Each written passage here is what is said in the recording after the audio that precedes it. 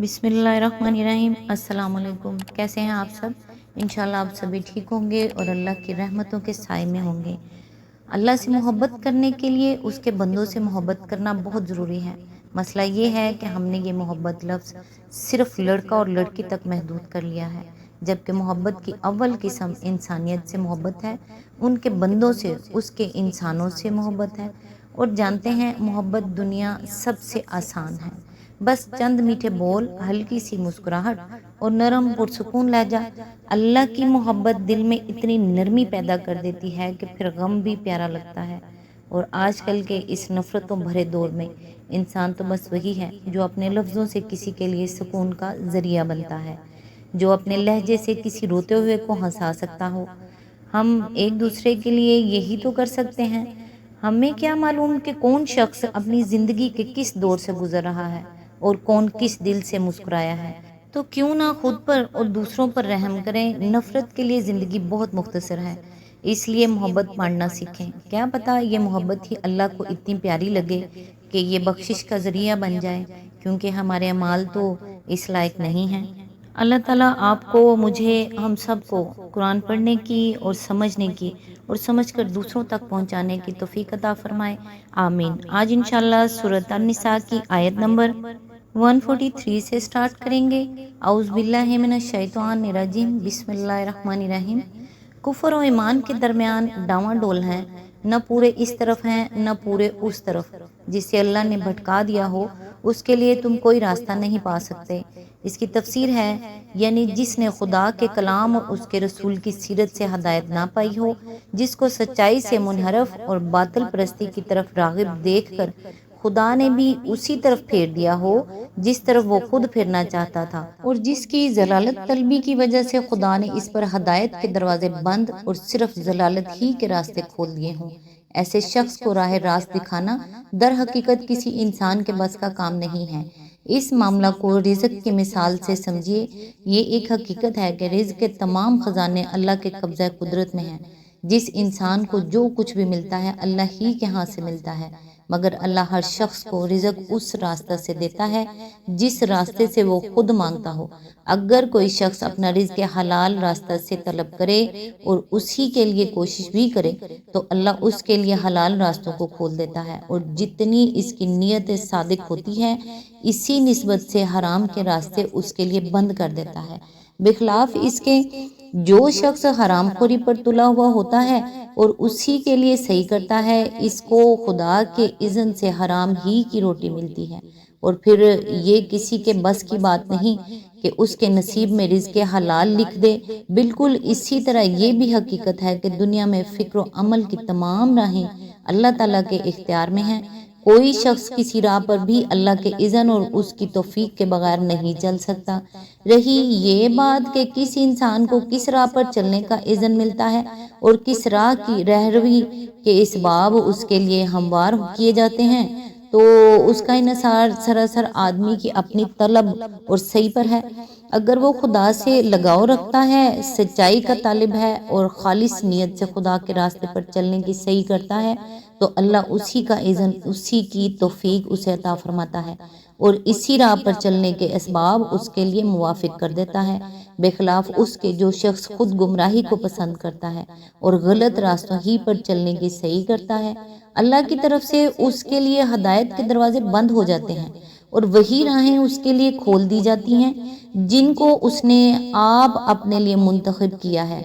ऐसे शख्स को गलत सोचने, गलत काम करने और गलत राहों में अपनी कुव्वतें सर्फ करने से बचा लेना किसी के इख्तियार में नहीं है। अपने नसीब की राह रास्त जिसने खुद खोदी और जिससे अल्लाह ने उसको महरूम कर दिया, उसके लिए ये गुमशुदा नेमत किसी के ढूंढे नहीं मिल सकती। आयत नंबर 144। ए लोगो जो ईमान लाए हो, मोमनों को छोड़कर काफरों को अपना रफीक ना बनाओ। क्या तुम चाहते हो कि अल्लाह को अपने खिलाफ सरी हुज्जत दे दो? आयत नंबर 145। यकीन जानो कि मुनाफिक जहन्नुम के सबसे निचले तबके में जाएंगे और तुम किसी को उनका मददगार ना पाओगे। आयत नंबर 146। अलबत्ता जो उनमें से ताइब हो जाएं और अपने तर्ज अमल की इस्लाह कर लें اور اللہ کا دامن تھام لیں اور اپنے دین کو اللہ کے لیے خاص کر دیں، ایسے لوگ مومنوں کے ساتھ ہیں اور اللہ مومنوں کو ضرور اجر عظیم عطا فرمائے گا۔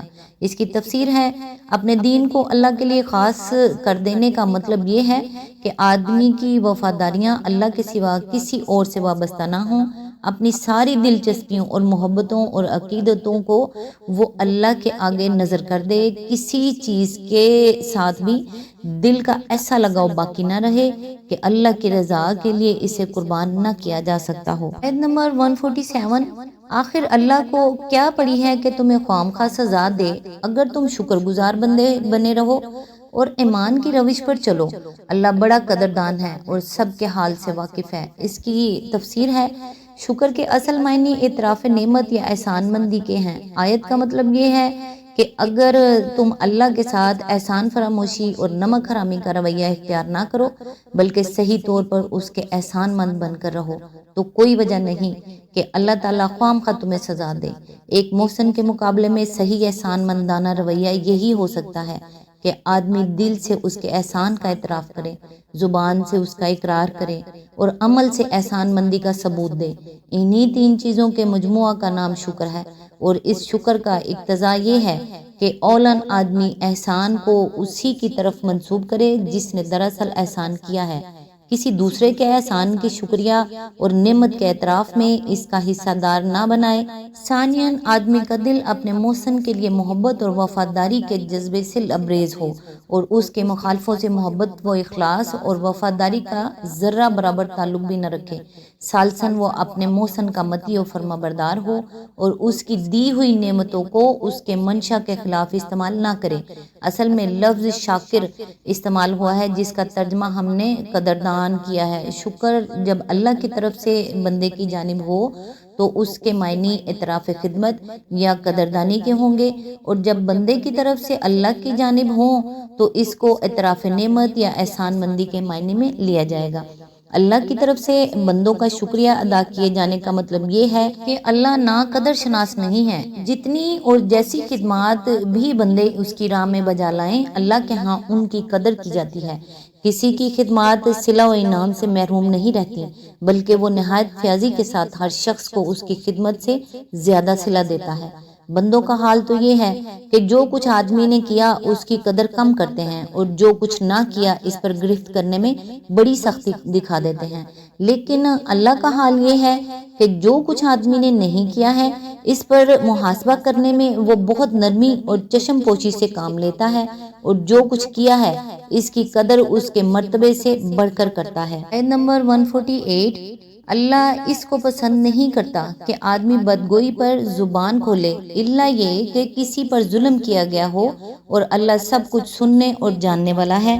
آیت نمبر 149، مظلوم ہونے کی صورت میں اگرچہ تم کو بدگوئی کا حق ہے لیکن اگر تم ظاہر و باطن میں بھلائی ہی کیے جاؤ یا کم از کم برائی سے درگزر کرو تو اللہ کی صفت بھی یہی ہے کہ وہ بڑا معاف کرنے والا ہے، حالانکہ سزا دینے پر پوری قدرت رکھتا ہے۔ اس کی تفسیر ہے، اس آیت میں مسلمانوں کو ایک نہایت بلند درجے کی اخلاق کی تعلیم دی گئی ہے۔ منافق اور یہودی اور بت پرست سب کے سب اس وقت ہر ممکن طریقے سے اسلام کی راہ میں روڑے اٹکانے اور اس کی پیروی قبول کرنے والوں کو ستانے اور پریشان کرنے پر تلے ہوئے تھے۔ کوئی بدتر سے بدتر تدبیر ایسی نہ تھی جو وہ اس نئی تحریک کے خلاف استعمال نہ کر رہے ہوں۔ اس پر مسلمانوں کے اندر نفرت اور غصہ کے جذبات پیدا ہونا ایک فطری امر تھا۔ اللہ تعالیٰ نے ان کے دلوں میں اس قسم کے جذبات کا طوفان اٹھتے دیکھ کر فرمایا کہ بدگوئی پر زبان کھولنا تمہارے خدا کے نزدیک کوئی پسندیدہ کام نہیں ہے۔ اس میں شک نہیں کہ تم مظلوم ہو، اور اگر مظلوم ظالم کے خلاف بدگوئی پر زبان کھولے تو اسے حق پہنچتا ہے، لیکن پھر بھی افضل یہی ہے کہ خفیہ ہو یا اعلانیہ ہر حال میں بھلائی کیے جاؤ اور برائی سے درگزر کرو، کیونکہ تم کو اپنے اخلاق میں خدا کے اخلاق سے قریب تر ہونا چاہیے۔ جس خدا کا قرب تم چاہتے ہو اس کی شان یہ ہے کہ نہایت حلیم اور بردبار ہے، سخت سے سخت مجرموں تک کو رزق دیتا ہے اور بڑے سے بڑے قصوروں پر بھی درگزر کیے چلا جاتا ہے، لہٰذا اس سے قریب تر ہونے کے لیے تم بھی عالی حوصلہ اور وسیع الظرف بنو۔ آیت نمبر 150، جو لوگ اللہ اور اس کے رسولوں سے کفر کرتے ہیں اور چاہتے ہیں کہ اللہ اور اس کے رسولوں کے درمیان تفریق کریں اور کہتے ہیں کہ ہم کسی کو مانیں گے اور کسی کو نہ مانیں گے اور کفر و ایمان کے بیچ میں ایک راہ نکالنے کا ارادہ رکھتے ہیں۔ آج تک کے لیے اتنا ہی، نیکسٹ انشاءاللہ آیت نمبر 151 سے سٹارٹ کریں گے۔ تب تک کے لیے دعاؤں میں یاد رکھیے گا۔ اللہ حافظ۔